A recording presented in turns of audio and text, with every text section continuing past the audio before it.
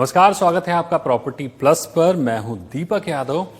Covid काल में economy unlock होने के बाद से भारतीय रियल एस्टेट पटरी पर लौटता हुआ नजर आ रहा है।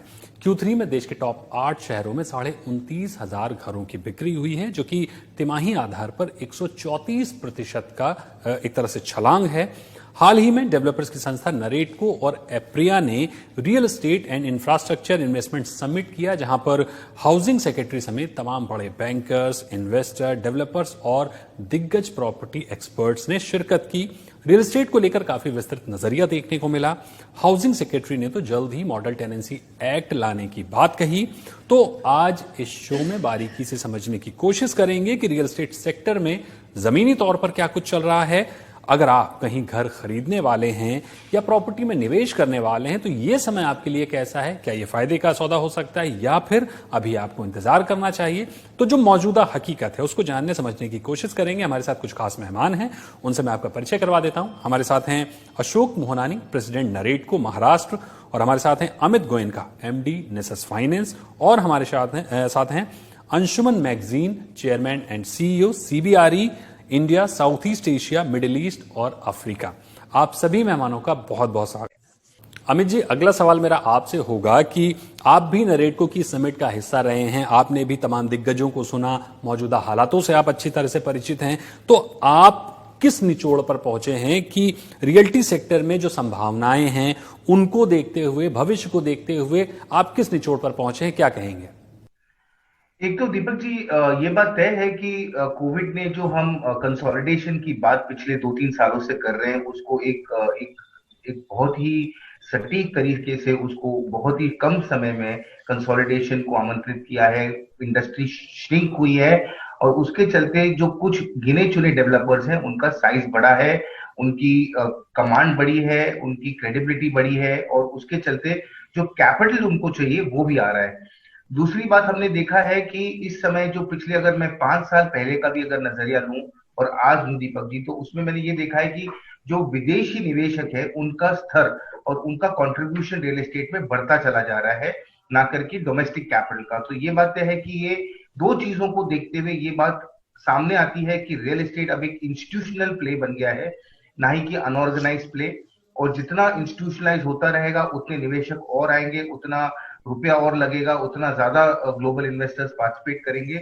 दूसरा, ये FMCG की तरह कंज्यूमर एसेट क्लास बनता जा रहा है, जहां पे क्वालिटी, प्राइस, डिलीवरी, अवेलेबिलिटी, ये सारी चीजें जो है अब कंज्यूमर गुड्स की तरह वो बहुत ज्यादा मायने रखती हैं, ना कि वो क्या प्राइस अप्रिशिएट करेगा और एक का दो होगा या कितना अप्रिसिएशन मिल पाएगा, उसके न चलते हुए हमने वॉल्यूम्स देखे हैं।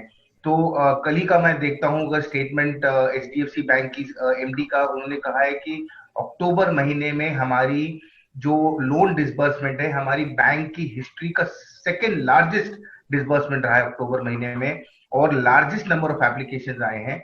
तो ये बात इस चीज का अंदेशा देता है कि जो ग्राहक है अब वो सही मायने में इस सेक्टर में आके रियल एस्टेट खरीदना चाह रहा है, अपना घर खरीदना चाह रहा है, और आगे आके जो सौदे हो रहे हैं वो एंड कंज्यूमर सेंट्रिक सौदे हो रहे हैं, जिसके वजह से हमारे जैसे इन्वेस्टर्स को बहुत बड़ा कॉन्फिडेंस मिलता है। मैंने देखा है कि पिछले 3 महीनों में ही हमने करीब करीब 8 ऐसे बड़े निवेशकों से बात की है जो इंडिया में इस समय अपना निवेश करने के लिए उत्सुक हैं, रेसिडेंशियल में और कमर्शियल दोनों में।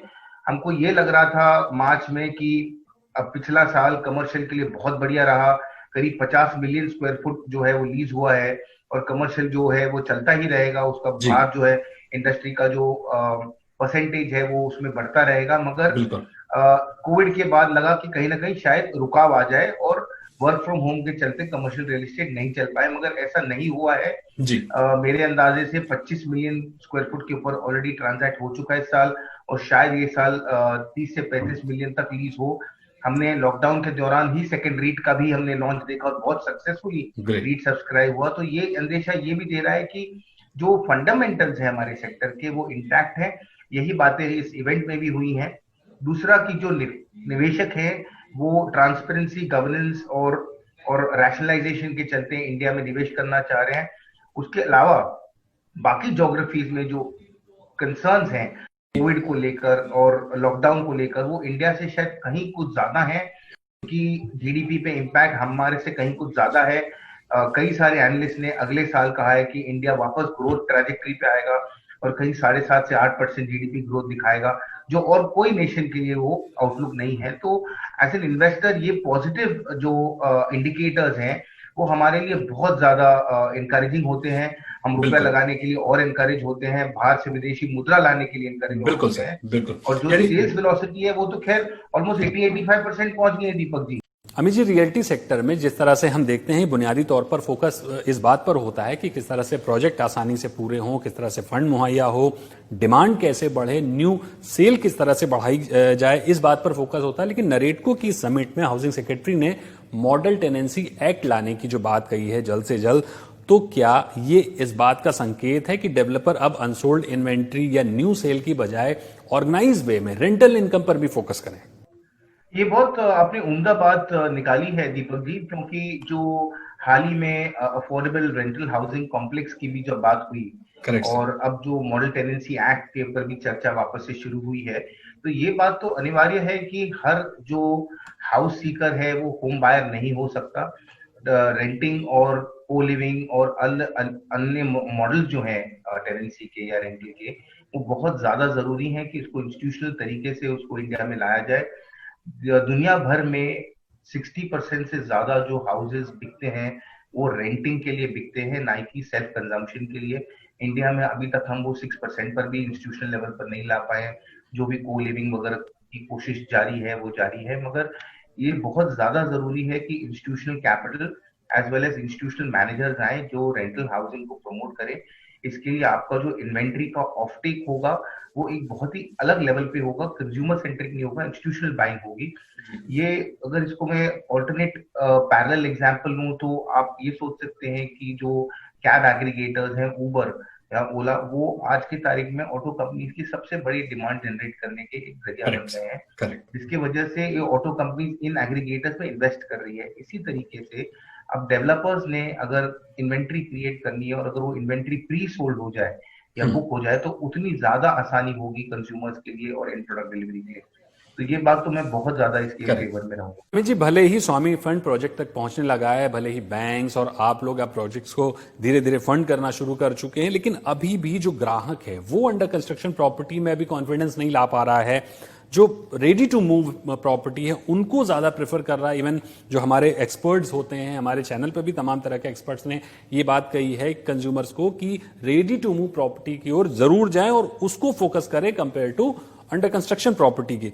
तो ग्राहक का भरोसा कैसे लौटेगा अंडर कंस्ट्रक्शन प्रॉपर्टी पर कि मैं जिस प्रॉपर्टी में घर लेने जा रहा हूं ये पूरी भी होगी, तैयार होने के बाद मुझे मिलेगी भी, क्योंकि ये कॉन्फिडेंस अभी तक नहीं आ पा रहा है। ये बहुत इंपॉर्टेंट सवाल है दीपक जी, और हमारा भी जो लेंस है एज एन इन्वेस्टर काफी बदला है राइट। पिछले साल 2 साल में। पहले एक अजम्पशन होता था कि अगर कंस्ट्रक्शन शुरू हो गया तो माल बिक जाएगा, या अगर बोर्ड लग गया तो माल बिक जाएगा। जी। तो इनिशियल जो वर्किंग कैपिटल की रिक्वायरमेंट होती थी या जो लोन लिया जाता था वो करीब प्रोजेक्ट के कॉस्ट से करीब 10 या 15% ही लिया जाता था या 20% लिया जाता था। फिर चलते चलते लगा कि नहीं, थोड़ा सा अगर काम और आगे बढ़ेगा तो बिक्री और तेज होगी, तो 30-35% ऑफ प्रोजेक्ट कॉस्ट जो है वो लोन के बतौर लिया जाने लगा। अब ये बात एक नॉर्म सी बन गई दीपक जी कि अगर हमने कोई प्रोजेक्ट को फाइनेंस करना है, स्वामी फंड ने भी यही रवैया अपनाया है कि उसका फाइनेंशियल क्लोजर होना एब्सोल्युटली जरूरी और अनिवार्य है। आपको उतना पैसा होना चाहिए आपके प्रोजेक्ट में ताकि बिना कोई रुके, अटके या झिझक के आपका प्रोजेक्ट कंप्लीट हो। तो ये स्टेप हमने भी लिया है। तो ग्राहकों को अगर अंडर कंस्ट्रक्शन लेना भी है तो 2-3 चीजों को ध्यान रखना बहुत जरूरी है। पहली बात कि उन प्रोजेक्ट्स में अप्रूवल रिस्क कोई ना हो। कल कॉन्फ्रेंस में इरफान काजी ने बहुत ही सरल तरीके से वो चीजें समझाई जो ग्राहक के लिए भी बहुत जरूरी है। पहली बात कि कोई अज्यूम ना करे कि ये पर्टिकुलर फ्लोर का अप्रूवल आ जाएगा या ये एफएसआई सैंक्शन हो जाएगा या ये माला चढ़ जाएगा या ये फ्लैट बन जाएगा। आपको उस जो आप इन्वेंट्री खरीद रहे हैं उसका अप्रूवल और अप्रूवल की कॉपी आपके हाथ में और वो करंट अप्रूवल हो, वो बहुत जरूरी है।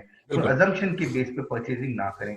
दूसरी बात ये देखना जरूरी है कि प्रोजेक्ट फाइनेंस कौन कर रहा है। अगर विदेशी निवेशक है, लार्ज इंस्टीट्यूशनल इन्वेस्टर है, हमारी तरह के प्राइवेट इक्विटी फंड है, तो 100% कॉन्फिडेंस आता है कि इस प्रोजेक्ट में उतना पैसा सैंक्शनड है लार्ज इन्वेस्टर्स की तरफ से जो प्रोजेक्ट को कंप्लीट होने में उसमें कोई दिक्कत उसको नहीं आएगी। तो ये दो चीजें हैं, एक तो रेगुलेटरी और अप्रूवल बेस्ड, और सेकंड एडिक्वेसी ऑफ कैपिटल। ये दो चीजों को ध्यान में रखना बहुत जरूरी है और उनका ड्यू डिलिजेंस इस तरीके से होना जरूरी होता है कि ये चीजें वो ध्यान में रखें।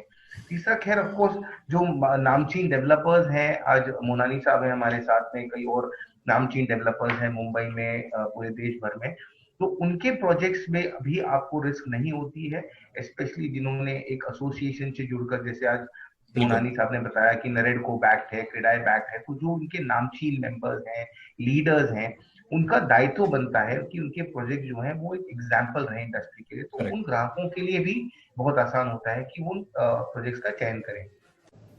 जी बिल्कुल, यानी इस वक्त घर खरीदने का सबसे अच्छा मौका है। तो वहीं अगर आप प्रॉपर्टी में निवेश करना चाहते हैं तो भी तमाम तरह के विकल्प हैं। अच्छी बात यह है कि डेवलपर हो या सरकार हो, रियल एस्टेट की जो पुरानी छवि है, जो आम लोगों में छवि बनी हुई है, उसे बदलने की पूरी कोशिश की जा रही है। ऑर्गेनाइज वे में रियल एस्टेट को एक नई तस्वीर, एक नया चेहरा देने की कोशिश की जा रही है और हर समिट में, हर तरह की कॉन्फ्रेंसेज में इसी तरह की बात होती है। डेवलपर संगठन इस चीज को लेकर काफी मुस्तैद नजर आ रहे हैं। हालांकि आशा है कि आज के इस शो में हमने आपको जो ताजा तस्वीर है वो दिखाने की पूरी कोशिश की है। आप सभी मेहमानों का बहुत बहुत शुक्रिया। और बाकी इस शो में फिलहाल इतना ही, लेकिन जी बिजनेस पर आप बने रहिए अर्थ जगत की, बिजनेस जगत की तमाम अपडेट्स के लिए। नमस्कार।